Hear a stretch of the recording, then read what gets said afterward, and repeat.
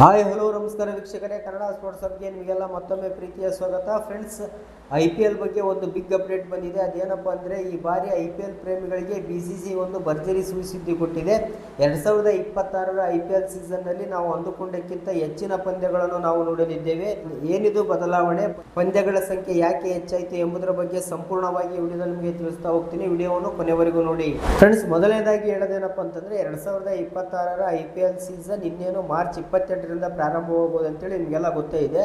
ಆದರೆ ಇಲ್ಲಿವರೆಗೂ ಸಹ BCCI IPLನ ವೇಳಾಪಟ್ಟಿಯನ್ನು ಪ್ರಕಟ ಮಾಡಿಲ್ಲ.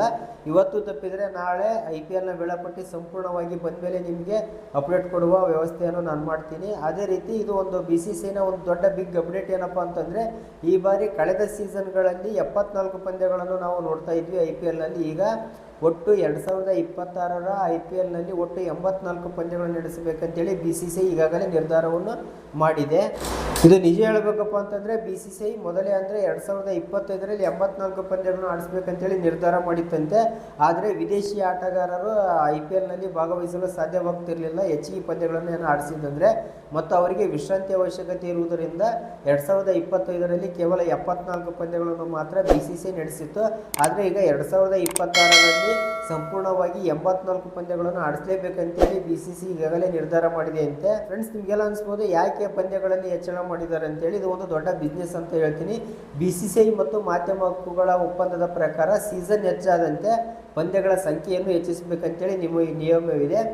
BCCI ಮತ್ತು ಮಾಧ್ಯಮ ಹಕ್ಕುಗಳ ಒಪ್ಪಂದದ ನಿಯಮ ಒಂದು ಕಡೆ ಆದಂತಂದರೆ, ಮತ್ತೊಂದು ಕಡೆ IPLನ್ನು ಪ್ರಸಾರ ಮಾಡುತ್ತಿರುವಂತಹ ಚಾನಲ್ಗಳ ಬೇಡಿಕೆ ಹೆಚ್ಚಾಗಿದೆ ಅಂತಲೇ ಹೇಳ್ತೀನಿ.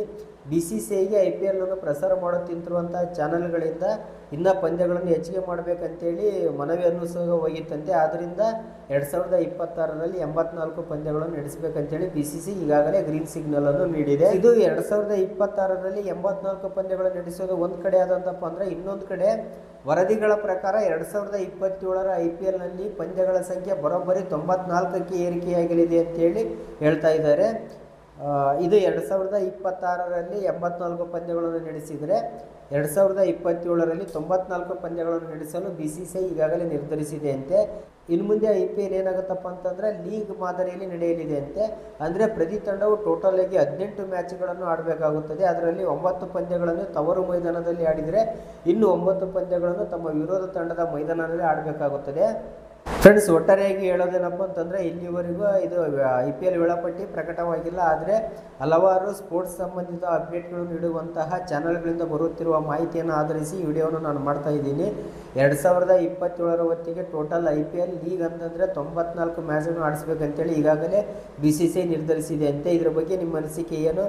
ಅದೇ ರೀತಿ ಈಗ ಟೋಟಲ್ ಆಗಿ 2025ರಿಗಿಂತ 2026ರಲ್ಲಿ 84 ಮ್ಯಾಚ್ಗಳನ್ನು ಆಡಿಸ್ತಾ ಇರೋದು ಸರಿಯೋ ಅಥವಾ ತಪ್ಪು ಎಂಬುದನ್ನು ಕಮೆಂಟ್ ಮೂಲಕ ತಿಳಿಸಿ. ಅದೇ ರೀತಿ ಇದೇ ರೀತಿಯ ವಿಡಿಯೋ ಅಪ್ಡೇಟ್ಗಳಿಗಾಗಿ ನಮ್ಮ ಯೂಟ್ಯೂಬ್ ಚಾನಲನ್ನು ಸಬ್ಸ್ಕ್ರೈಬ್ ಆಗೋದ್ರ ಮೂಲಕ ಸಪೋರ್ಟ್ ಮಾಡಿ ಅಂತ ಹೇಳ್ತಾ ಈ ವಿಡಿಯೋವನ್ನು ಮುಗಿಸ್ತಿದ್ದೇನೆ. ನಮಸ್ಕಾರ, ಧನ್ಯವಾದಗಳು.